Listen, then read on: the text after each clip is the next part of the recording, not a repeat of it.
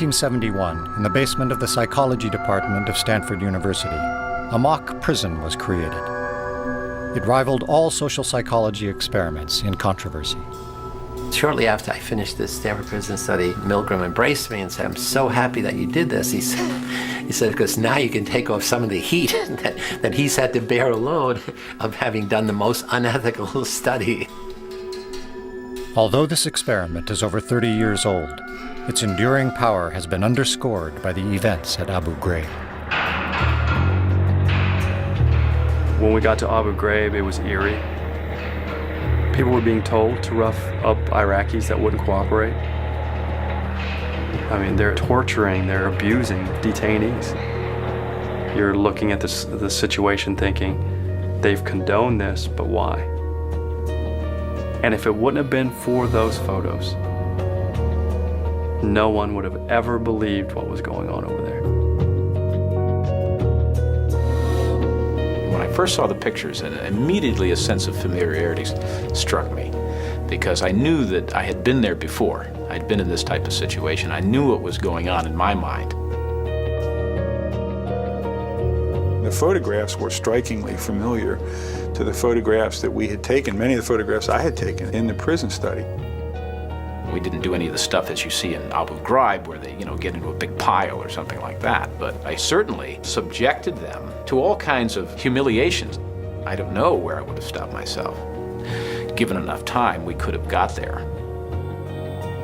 When the images of the abuse and torture at Abu Ghraib were revealed, immediately the military went on the defensive, saying, it's a few bad apples.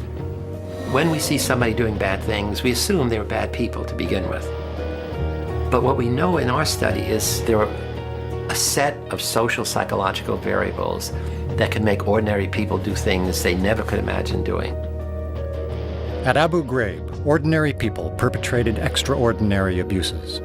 To understand why, it helps to reach back to the lessons of Zimbardo's experiment, how people respond to a cruel environment without clear rules.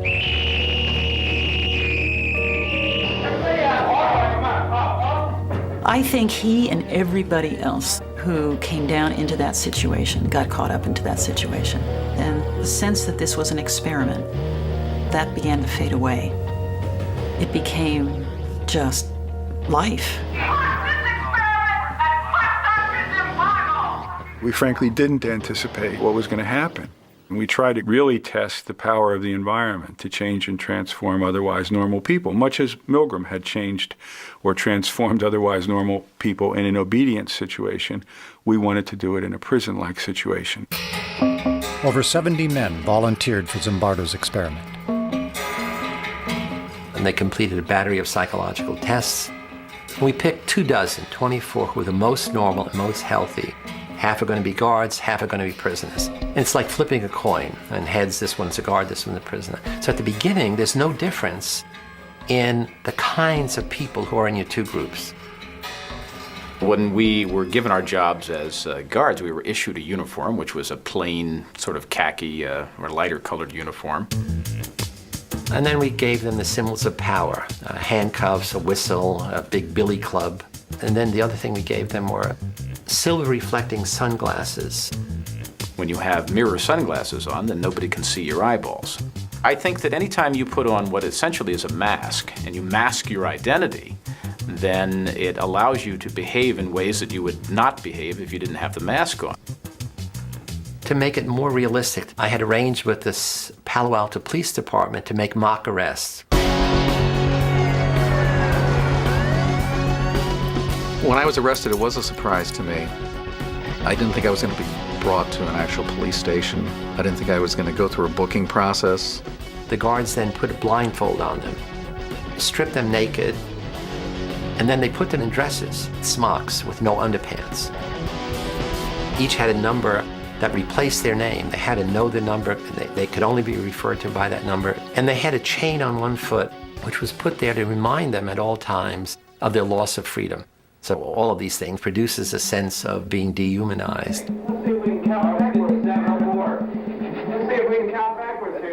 On the first day, I said, this is not going to work. I mean, the guards felt awkward giving orders, and they'd say, okay, line up, repeat your numbers, and the prisoners would start giggling. Hey, I don't want anybody laughing. 3, 2, 1. And then a very interesting thing happened. Dave Eshelman, who the prisoners named John Wayne, like he's a Wild West cowboy, he begins to be more extreme.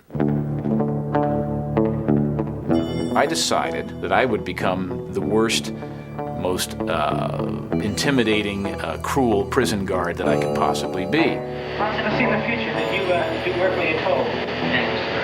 And say it again. Thank you, sir. Say bless you, correctional officer.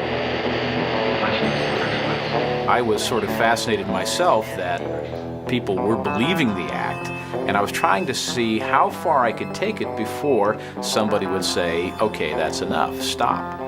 We did have to do things like push-ups. We would have to sing things. At the beginning, we protested some of the actions.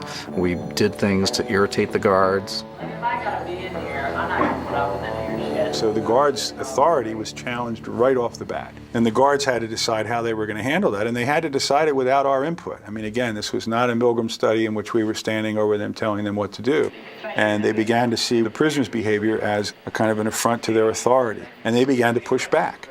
We would ramp up the general harassment, just sort of crank it up a bit. Nobody was telling me I shouldn't be doing this. The professor is the authority here. You know, he's the prison warden. He's not stopping me. This is unbelievable. They took our clothes. Hands off the door.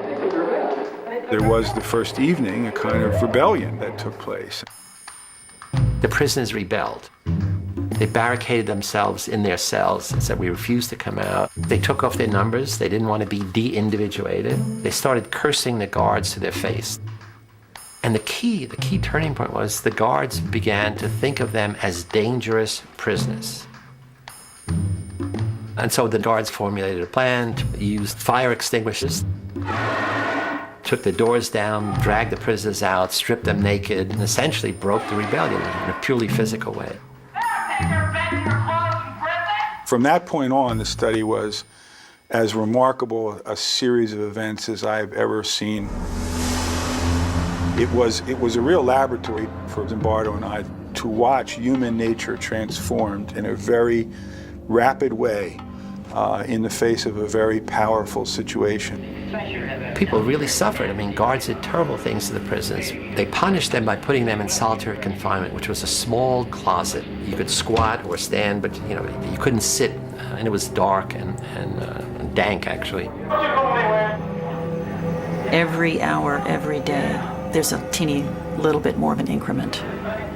And they're stepping up, taunting the prisoners. They're stepping up. The count's not letting them sleep. They're stepping. I don't think from 1 minute to the next, the people who are in it see the change and see the difference. You got a nice friend. You here was gonna see to it that you don't get black. And then the next key thing happened beside the rebellion. Prisoner 8612, he was the first one to have an emotional breakdown. I feel really fucked up inside. You don't know. I gotta go. To a doctor, anything. I mean, Jesus Christ, I'm burning up inside. Don't you know? I'm fucked up. I don't know how to explain it. I'm all fucked up inside. Help me now! At the time, if you had questioned me about the effect I was having, I would say, well, they must be a wimp. They're weak or they're faking. Because I wouldn't have believed that what I was doing could actually cause somebody to have a nervous breakdown. It was just us sort of getting our jollies with it. Let's be like puppeteers here. Let's make these people do things. What if I told you to get down on that floor and fuck the floor? What would you do then? The guards now began to escalate their use of power. Some of them had prisoners clean out toilet bowls with their bare hands.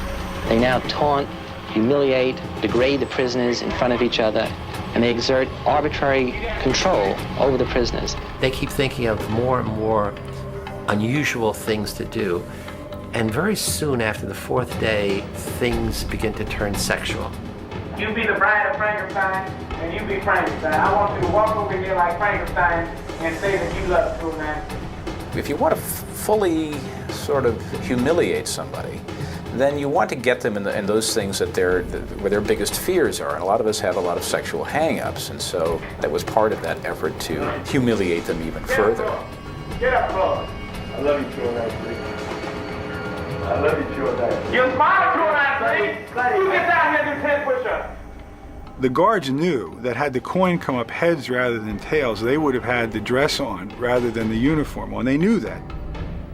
So they certainly knew that the prisoners who were being mistreated had done nothing wrong to deserve the mistreatment.